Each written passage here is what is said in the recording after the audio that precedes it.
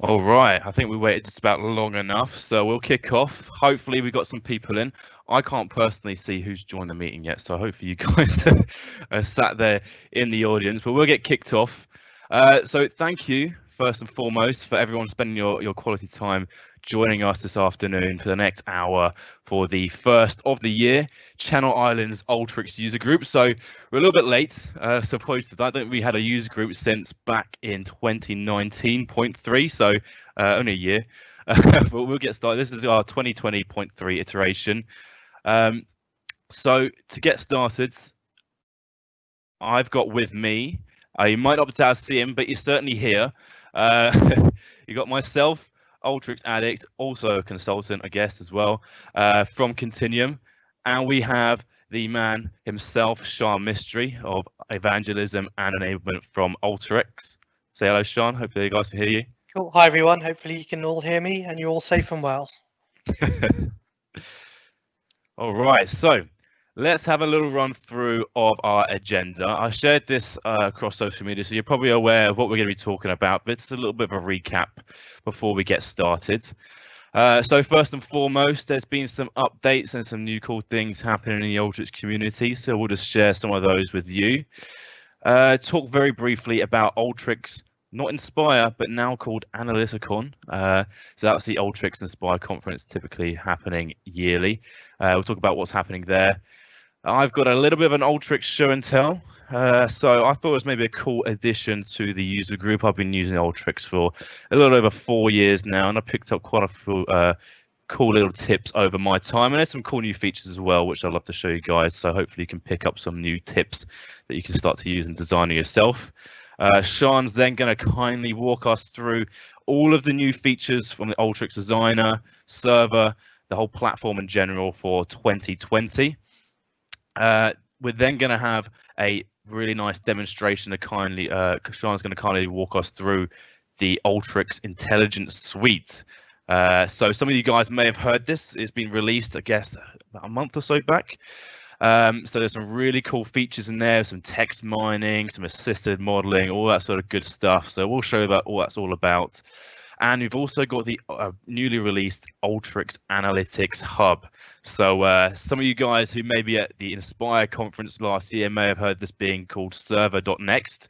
This is now out, and then Sean's also going to run you through what that's all about so you can get up to date what all the new features are available there.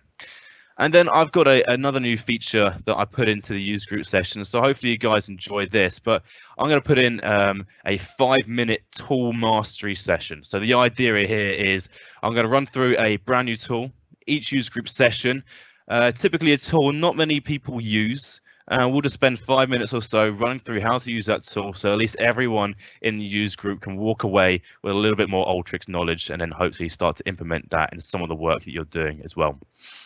And we got some time at the end allocated for questions and answers. So I can see some of you people posting in the Q&A session panel at the moment. So you may find that there's a little question panel that you'll see on your screen, hopefully.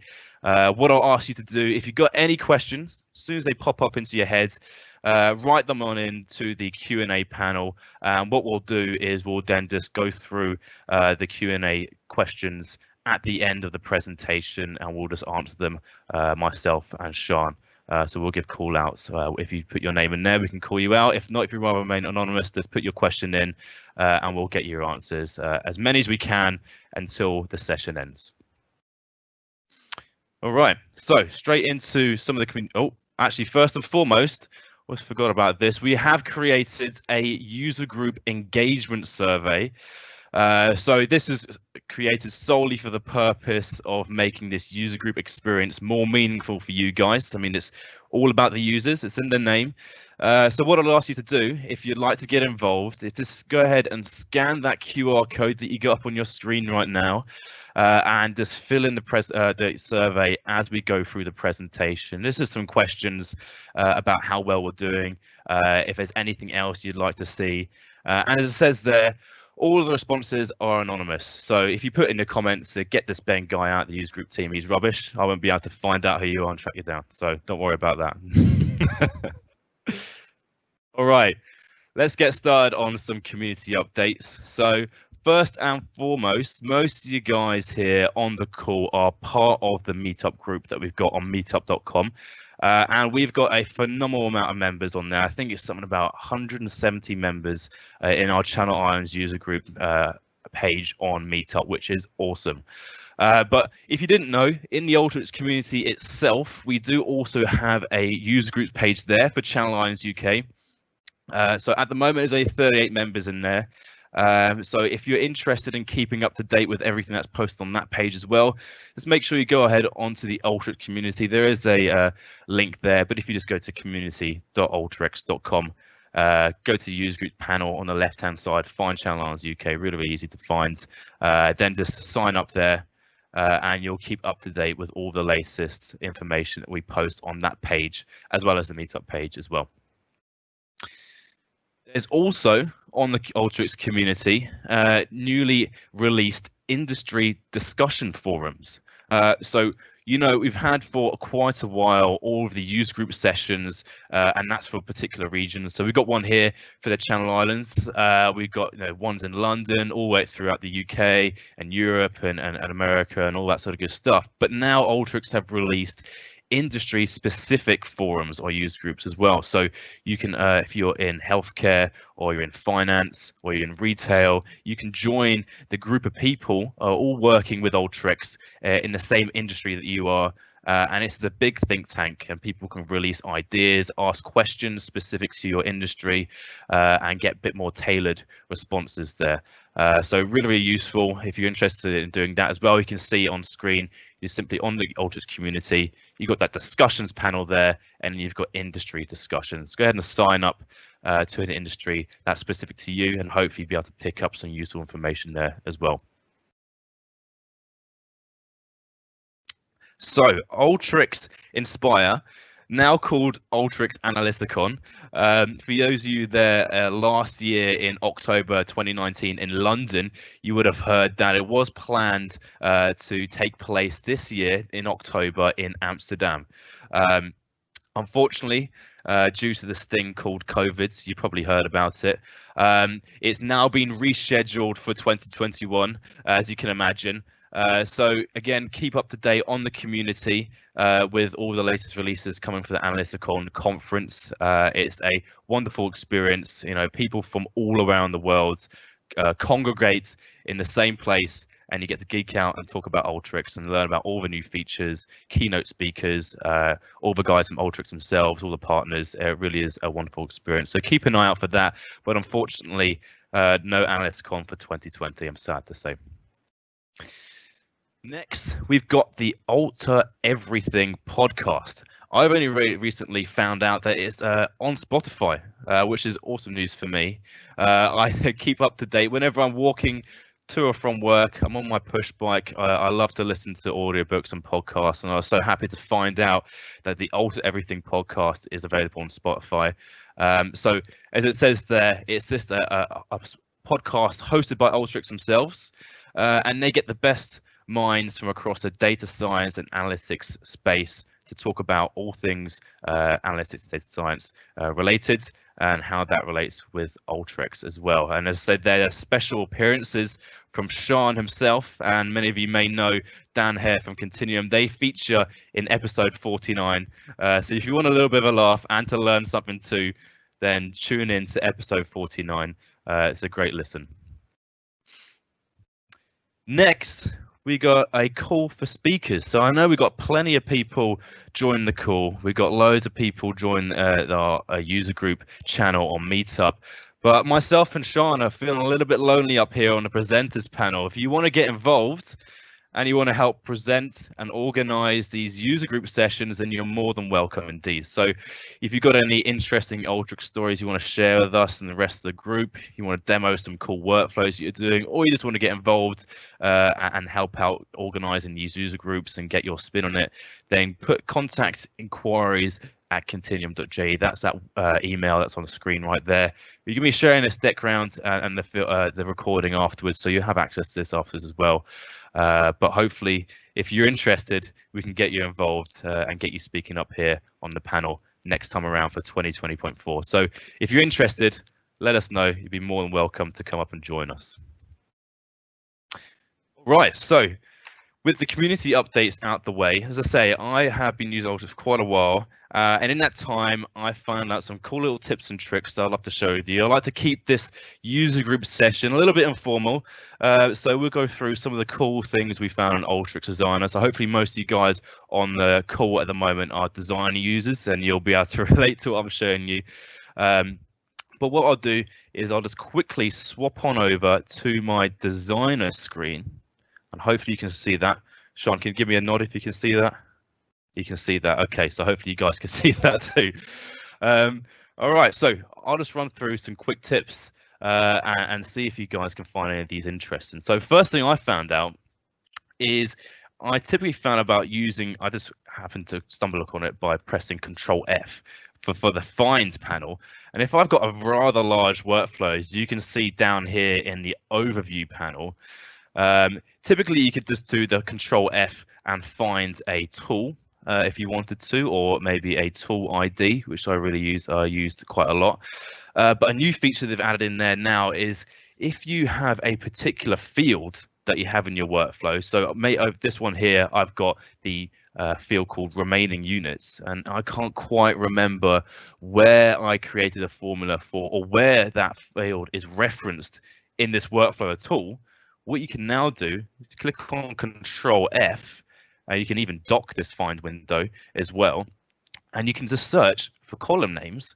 And if I type in my remaining units here, I can then see on the left hand side, give them a click, and it points me to all of the tools that then reference that column name.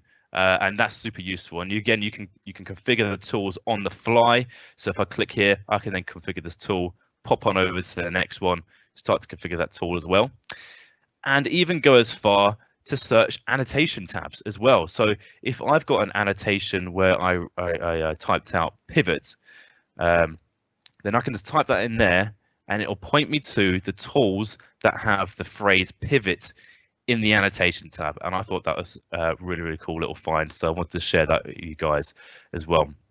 There's a few more tips and tricks that I've got up my sleeve. So if I head on over to my tips and tricks workflow, I'm a sucker for hotkeys in ALTERYX. I love the Control R to run, makes it so much easier. If you want to add browsers to a tool, Control Shift B. But those are some old hotkeys, and I've been raring for a new one for quite a while. And I recently found out if you're going ahead and building a workflow, it can sometimes be quite cumbersome to annotate each one of your tools as you go along and build the workflow. So if I'm dropping down a tool here, I'm going to have to drag my mouse all the way across here and click on the annotation tab, and then drag it all the way down here and start to type in my annotation. But alas, now what we can do is if you click on a tool, and I'm not moving my mouse, hands free, press on F2, that's F2 on your keyboard, it flips straight to the annotation tab, and we can start to type in there straight away. Really cool little stuff there. Another nice thing that I found is on the join tool. Typically, I like to have, or typically the rename column here is a little bit further over to the right hand side.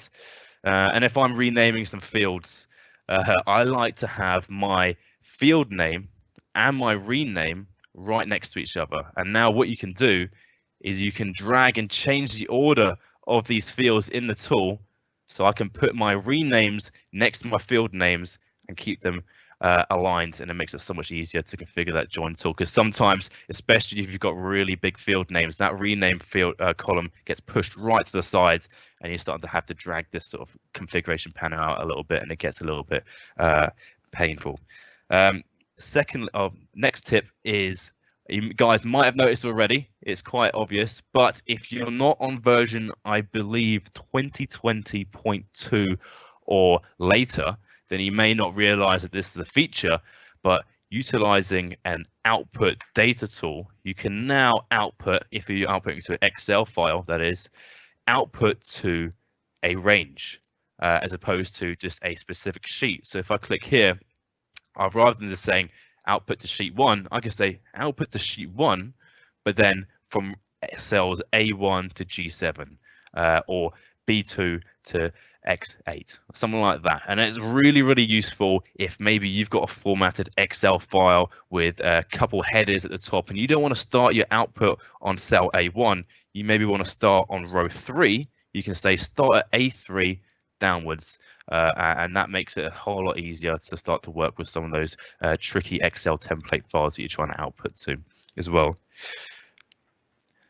Next, I know when I'm building quite a lengthy workflow, maybe if I'm querying hundreds of thousands, maybe even the millions of records, it can take quite a while to run your workflow, maybe 5-10 minutes plus. And if you're building a workflow, a pain. So you can set record limits on individual inputs, or you can start to drop down some of those sample tools. But one thing you can do is set a global record limit for all of your inputs. And the way to do that is if you click on a blank space on your canvas there, head on over to Runtime tab you'll see at the top.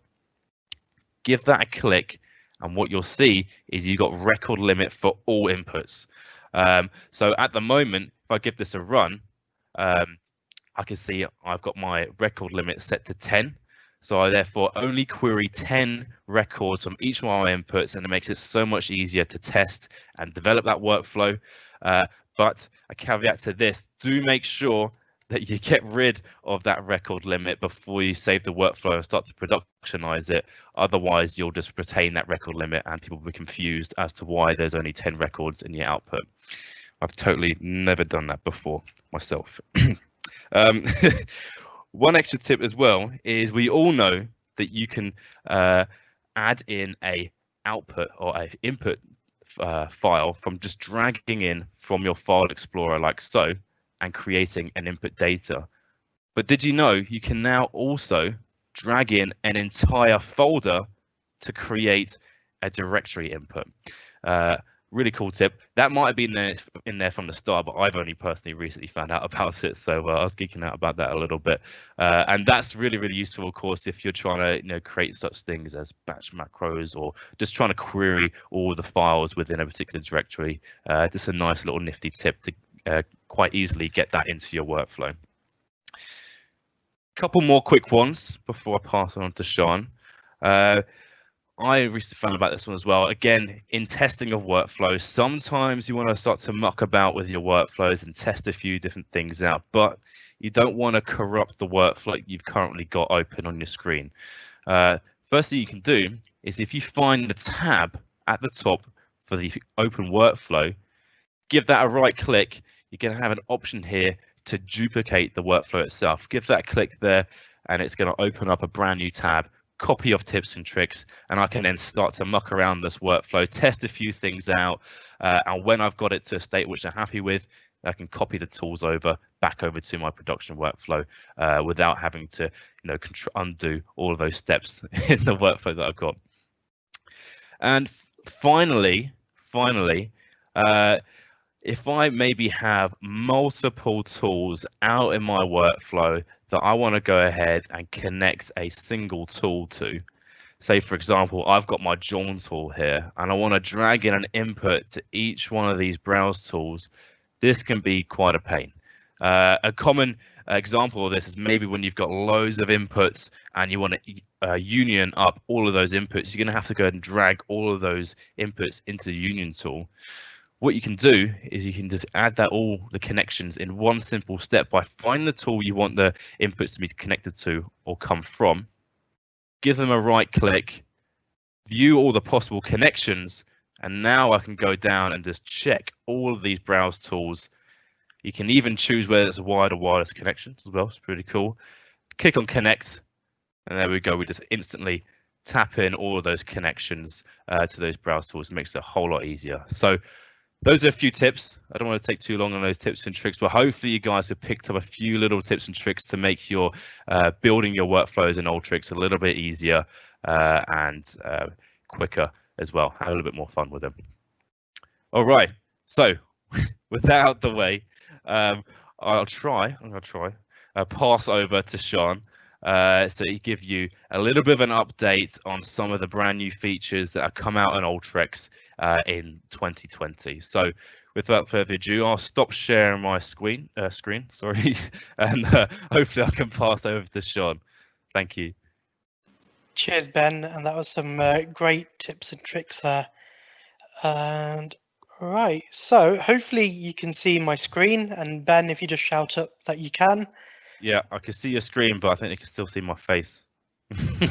Okay, we'll do a bit of magic in a few moments. I can mouth it, don't worry. Is that still you or me? Technology, there we go. There you go. There we There we go. go. Hello. And let's Perfect. So make this work. magic. So hi everyone.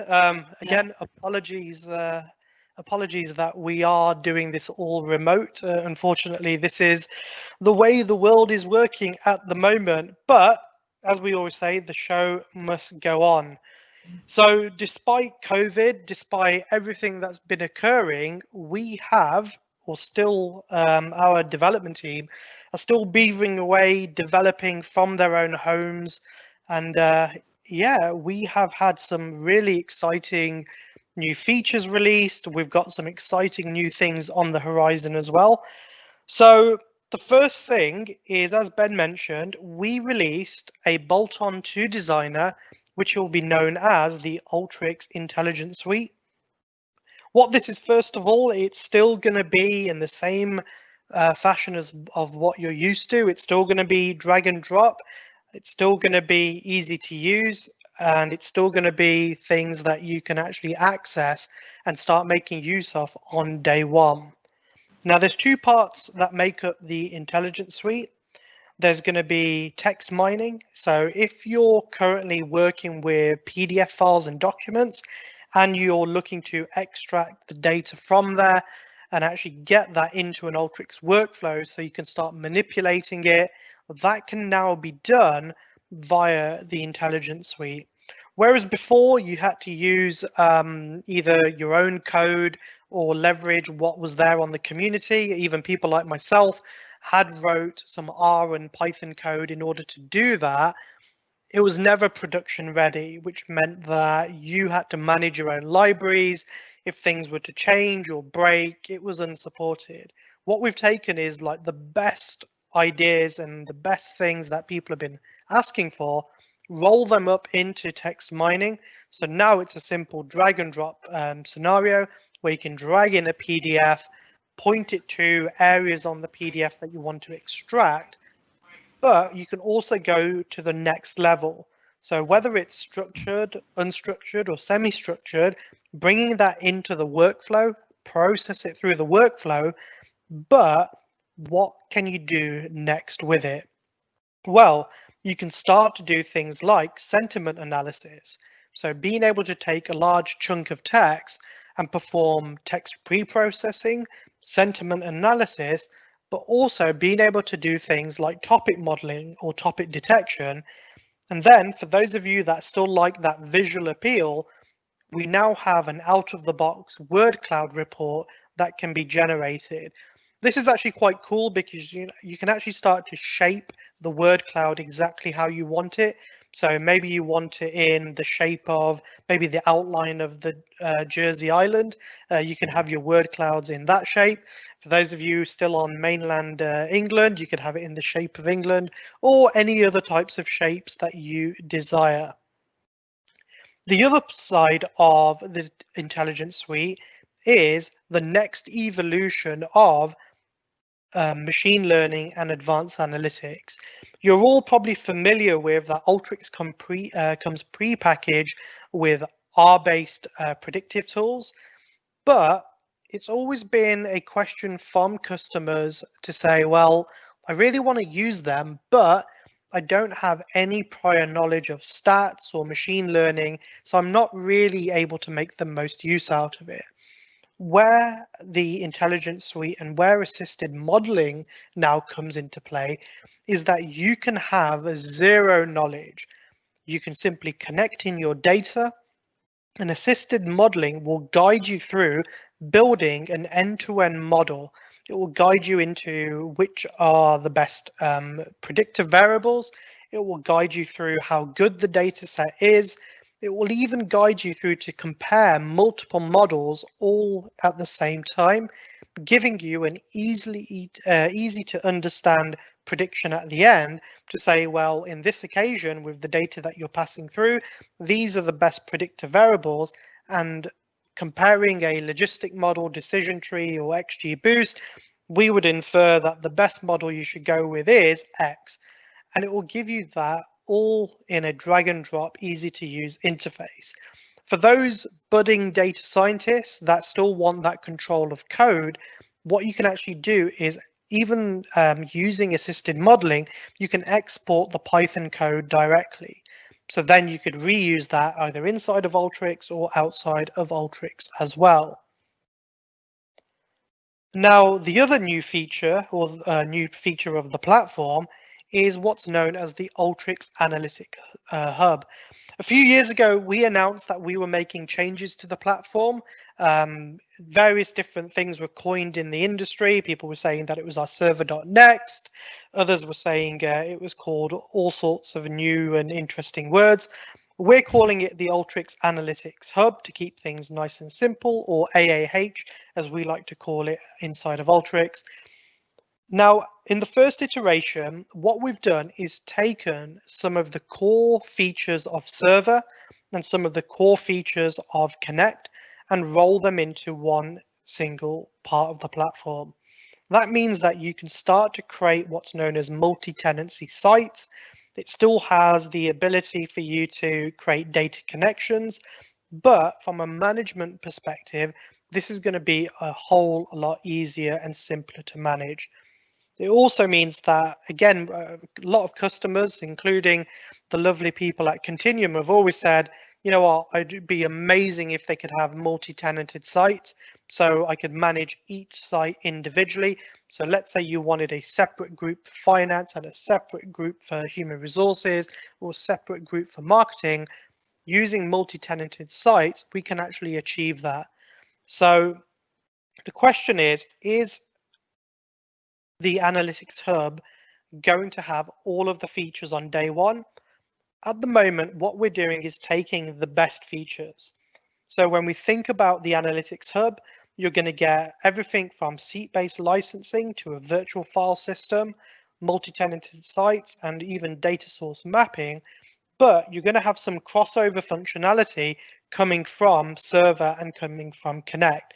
So being able to have a rudimentary data catalog, having asset ownership and stewardship, and then having that full search available, but you're still going to have that ability to share workflows, analytic apps, and run them on a predetermined frequency. So you can actually share and automate those as well. All of this is going to take into account the new AMP engine. Again, that was coined engine.next, but we're calling it the ALTERYX multi-threaded processing engine. And over time, a lot of the server features and a lot of the other Connect features will go in and roll up into the Analytics Hub. So we released it towards the end of last quarter. Again, over time, we are going to see more and more of the Connect and server features rolling up into it as well. But what does the future look like? So 20.3 is on the horizon. It is coming very, very soon. Some of the key things worth noting, Microsoft updates, there's going to be an Azure Data Lake connector with introducing a bulk loader for Postgres and Snowflake. And we're taking assisted modeling to the next level. So with assisted modeling, which is featured in the Intelligence Suite, at the moment, it's guiding you step by step. But what auto modeling will do is means that you're going to connect in your data and selecting auto modeling, it will automatically go through all of the steps for you in a single click, giving you the best model at the end.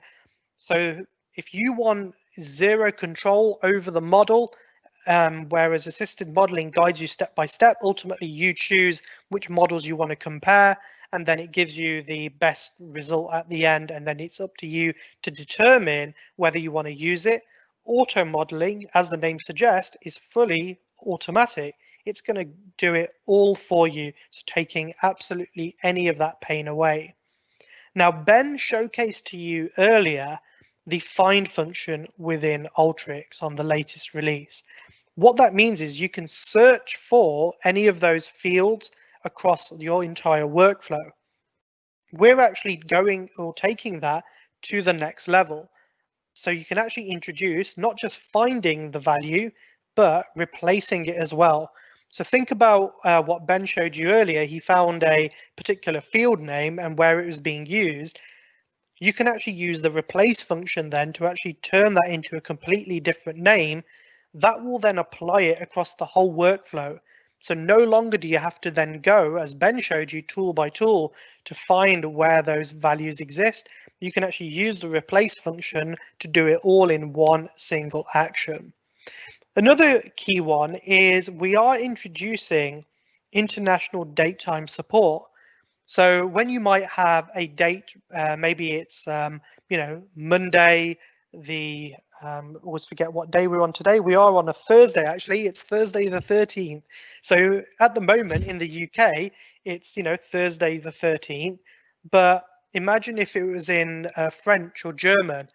So actually having that international support and localization to support those days, those months, for all of our supported languages. So again, at the last count, there was 8 localized language supported in ALTERYX. We'll now have that for international date and time support as well. So enough of the slides. Let's actually see this in action. So what I'm going to do is nip over to my pre-built workflow. And what I've got here is a very simple example of some invoices. And what I want to do is have a look at some of these invoices that I've got. So I've got historical data, and then I also have my most up-to-date data. Now with that historical data, I can see all of my invoice information, and we also know whether that invoice, for whatever reason, posed any type of risk. So I'm going to use that to build a model. And I'm also going to bring in a series of PDFs which have the most up-to-date invoices. Using that PDF input, I can look at my PDF, I can outline various sections on the PDF, and we can actually bring that across and actually scrape all of that lovely information so it now appears as raw text within my workflow. And again, a little bit of pre-processing of that text just to remove things like leading and trailing white spaces and remove any non-null rows. But now we've got all of that text directly into ALTERYX in just a few steps. Now with our actual historical data, what we can actually do is use assisted modeling to actually build out all of those different steps, from specifying things like the target variable to setting things like the data types, cleaning up any missing values, selecting the features, and even setting what type of model that we're trying to build. That will then go ahead and train the model. Again, all of these steps have automatically been built out, and then you can go ahead and apply that model, again, taking that data from the PDFs and trying to predict what the probability is going to be on whether those invoices posing any type of risk. Now again, that's nice and straightforward, but how can we work with text even further? So what I've done is taken a series of product reviews. Again, I'm all about that lovely skincare regime. Ben, I know you are as well. So what I've done is just taken some cosmetic reviews that we've collected. Again, looking at that review content, how can we start to extract the sentiment? So once you have Intelligent Suite licensed, you will have a lovely text mining category at the top of the screen, dragging in that sentiment analysis. Again, that is using the VADA algorithm. specifying which field that you're trying to do. So we're going to do it first on the review title and outputting the sentiment. So sentiment score and whether the title is positive, negative, or neutral. Again, I'm quite a positive guy, so I'm going to focus in on those that are positive. What I then want to do is have a look at the actual review content. So maybe doing some pre-processing there, and then maybe trying to extract the topic from there or the key topics. So again, here we can specify our now review content which has been processed. We can specify how many topics we want and whether we want a nice interactive chart as well. What that then gives us is a nice overview of the key topics and the 30 most talked about items. We can then start to see, based on the type of topic, whether we're talking about things like the pause, whether the feel was good, whether it's maybe reduced any of the inflammation, whether the moisturizing has been absorbed. Any of this lovely stuff can be picked out immediately, just again still using drag and drop, no code there as well. So once we've fully automated these processes, what we can then do is do a nice file save as, and you'll notice I've now got a category here for Analytics Hub, and I can just upload it directly into the hub. It's still as easy as it always has been. So let me open up the hub. Again, it's all going to be web-based. So as a user, I can log in or sign in to my ALTERYX Analytics Hub. Once there, you can see that I have the option now to be a part of, or I've been added to 3 distinct sites. So again, I used to be a solution engineer at ALTERYX. So I'm still part of the customer success hub. Unfortunately, I'm only a read-only user there. They don't let me add any content or change anything there. My team is actually part of products, and it's actually part of marketing and community. So within there, if I go into the marketing and community team, I can go in. First of all, presented with a nice overview. So I can see that actually we've got 2 workflows there. We've got some data files that are there as well. We actually did a mini internal event recently, which was forming some type of whiskey club internally, which is always quite handy. So I've got my file-based area. So this is the new virtual file system. What this means is that we can upload files. They could be workflows, they could be data files. So again, if I want to share it with everybody within the marketing team, I could create a new folder. So I've created a lovely new folder for our internal whiskey club. And I can also upload files. It doesn't always have to be workflows. So I've uploaded a document, which is my Sean's secret recipe for ice. And I also have an Excel file listing all of the ingredients for a really good old fashioned. And what I can do there is see who I've actually shared it with. I can see when it was uploaded. Again, we can see the version history of these particular files. So remember, it's not just workflows. And I can choose who I'm going to share it with. So I'm sharing it with the Chief Marketing Officer, Amy, but I might also want to share it with my colleague, Nick, as well, just because I know he's always interested in a new recipe for ice as well. And alongside all of this, we can see our job history, so whether workflows have run successfully. We can see our data catalog, so anything that gets uploaded would be present there. And we also have information on any data sources that we might have uploaded, or we can choose to then share that out centrally with the rest of the team as well. Now, again, this is obviously what we have on release of the Analytics Hub. We are going to be making several iterations. So each release, we're going to be making more and more iterations over time. But it is a very excited time. We know that everyone is in COVID at the moment. But being able to actually have a more transparent way of working across all of your teams, all of your departments, and all of your functions, and actually being able to collaborate with people on a daily basis when you can't actually see them, this is where the hub really starts to make a lot of sense. But that's enough of me rambling on. I will pass back to Ben to continue the rest of the user group presentation. Thanks, Ben.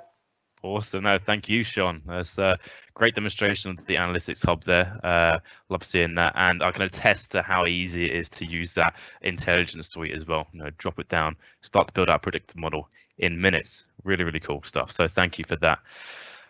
Right, okay, so just to finish off, we've got 15 minutes left. So surely that must be enough time for me to do my 5-minute mastery, let's hope. So as I said at the start of the presentation, I'm hoping to at least go through a mastery session on one tool per user group, so at least everyone goes away with knowing how to use ALTERYX a little better. This time I've chosen the Generate Rows tool. It's a tool that I kind of shied away from originally because it kind of sat there. I dragged it down, didn't really know what it was used for, and then you dragging it down and the configuration was a little bit, I couldn't get to grips with it, so I kind of left it to it.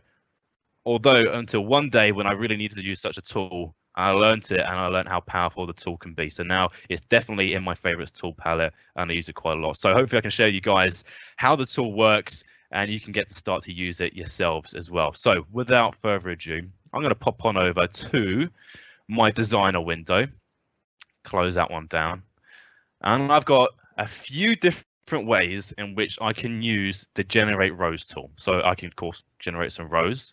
We can generate dates and generate letters. We'll see.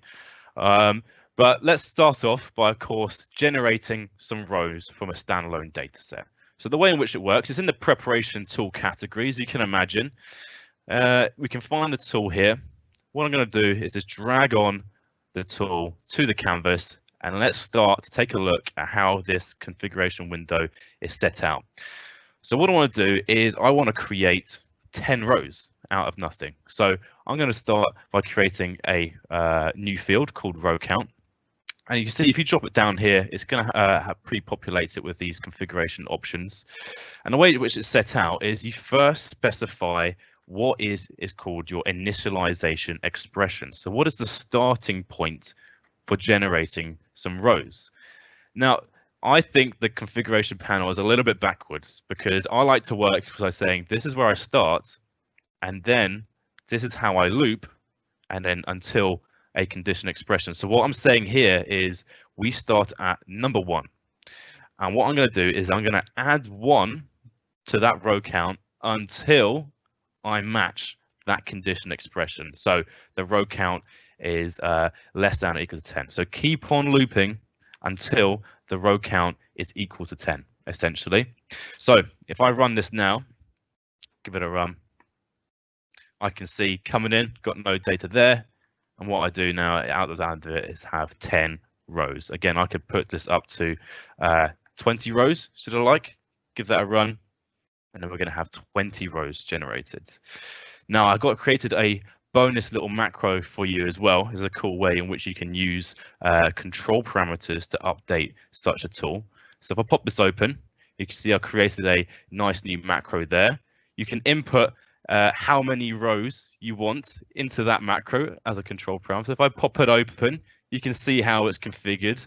We've got the Generate Rows tool in there.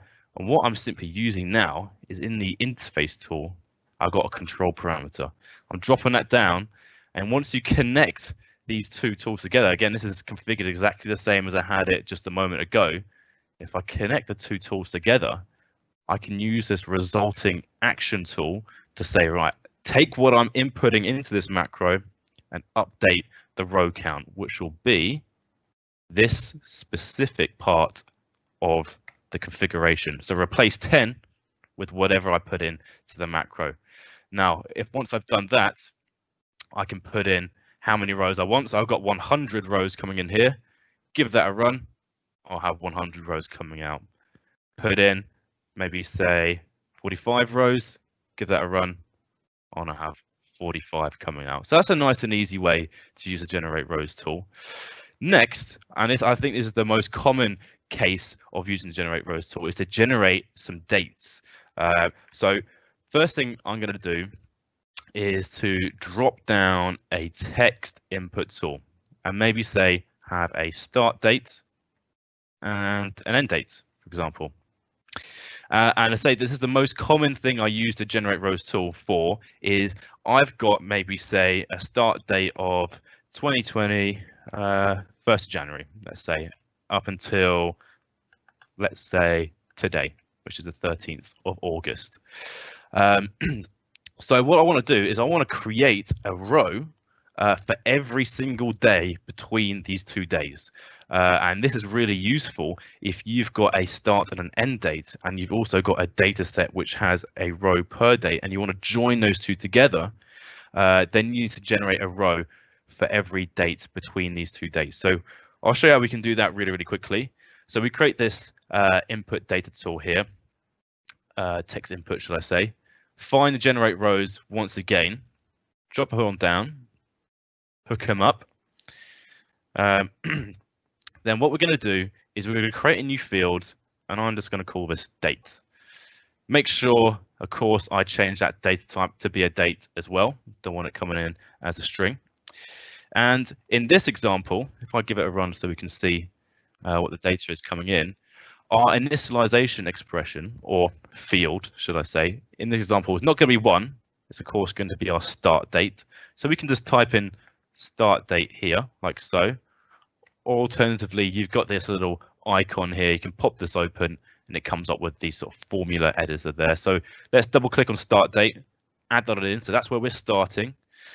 Now, what we want to do is we want to create a loop, and we want to add 1 day onto that start date and keep looping around until we get to the end date. So to do that, what we're going to do is write in a formula here. It's called date time add is the function we're going to use. And if I pop open up a square bracket here, add in the date field, comma 1, comma days. So add 1 day to that start date up until we reach that end date. So the condition expression here will be for us date, keep going, keep doing that loop, and as long as the date is less than or equal to the end date, like so. Now let's give this a run. Lo and behold, I put a working solution down there, as you can see, just in case the live demo doesn't work. So this is the start and the end date that I've got here. Coming into the output now, I should have a single day. So you got 1st, the 2nd, the 3rd of Jan, all the way down until today's date, which is the 13th of August. So again, really useful example there. And if I wanted to take this a step further, maybe, and find out how many Sundays there were between the start of the year and today's date, and what I could do is take this a little step further, drop down a formula tool. Let's create a new field called day, and I can use a function here called date time format, add in the date field, and then I want to have the format as, I don't know why it's like this, but it is just %A. And what that's going to do is, you can see there in the data preview, is take that date that we just created in the date generate rows tool and give us the actual day for that particular date. Now, of course, I can just go ahead and drop down a filter tool, say, look, only show me where the day is equal to Sunday. Give that a run. And then, of course, transform, drop down that summarize tool, group by the start and end date like so. Select the day and then just count how many Sundays are between the two. And there, lo and behold, there are 32 Sundays between the start of the year and today's day. So useful bit of information there. And last but not least, generate letters. This is a cool little example I found out a few weeks back just by scouring across the community. What we could do, if I drop down and start again with my text input tool, maybe what I want to do is have a start here and an end and say, right, I want to create a row for every letter between A and Z. And I might think, okay, this is a bit odd. How would I do that such a thing in generate rows tool? So I drop this down here. What we're going to be doing is, again, creating a new field. Let's maybe just call it new, making sure it's a number. And what we're going to do in our initialization expression is use a function that, again, I only recently found out about. It's called char to int. Now you can convert a character, i.e. a letter, to a number. So if I open it up, again, I'm going to make this lowercase, like so. And then let's have our start as our field that we're going to use. So that's what we're going to start at the number, which is equivalent to the letter A. And our loop expression is going to be new plus 1. So add 1 onto the new letter that we create. And then the condition is keep on looping around that loop expression until as long as the new is less than or equal to character to int lowercase end, like so. So if I give that a run now, take a look, we say we're starting at A. I want to create a row for every letter between A and Z. Again, we've just converted the character A to a number so that we can use it in these generate row expressions and say, look, for every row, keep adding 1 to that number up until we get to the end value, which is Z. And then that therefore creates, not quite, it gives us a number for each one of the letters.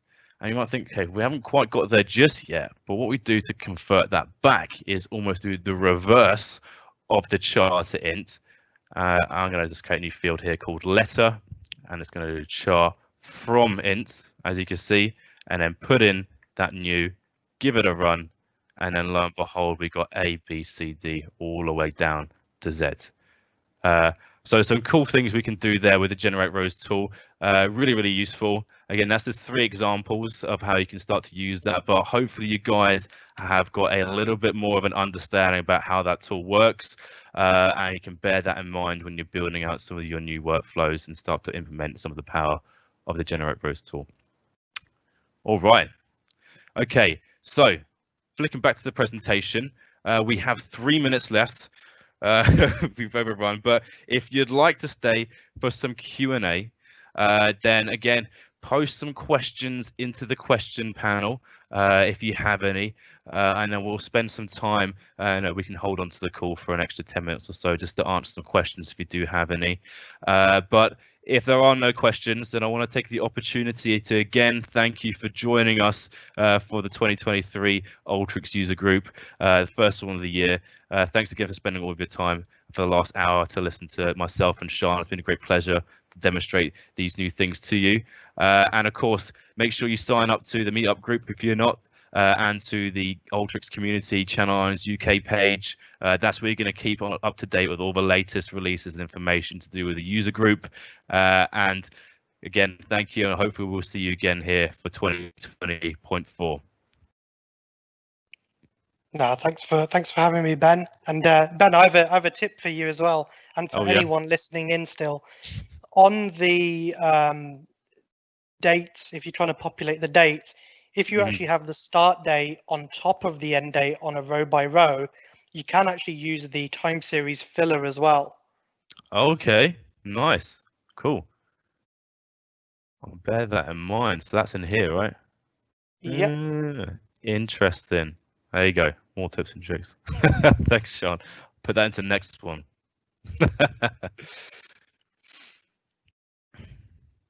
All right. So I don't have any questions at the moment, but we'll stay on for a few more minutes if you have any. We'll be here to answer some of those questions, but if not, we'll hop off. It's okay. All right. If anyone's still on the call, thanks once again. It's been a pleasure to present to you, and thank you for Sean for joining us. It's always a pleasure to see you, and really appreciate the help with organising the user group as well. Thank you very much. Thanks, Ben, and thanks everyone for joining. Cheers. Bye bye then. See you.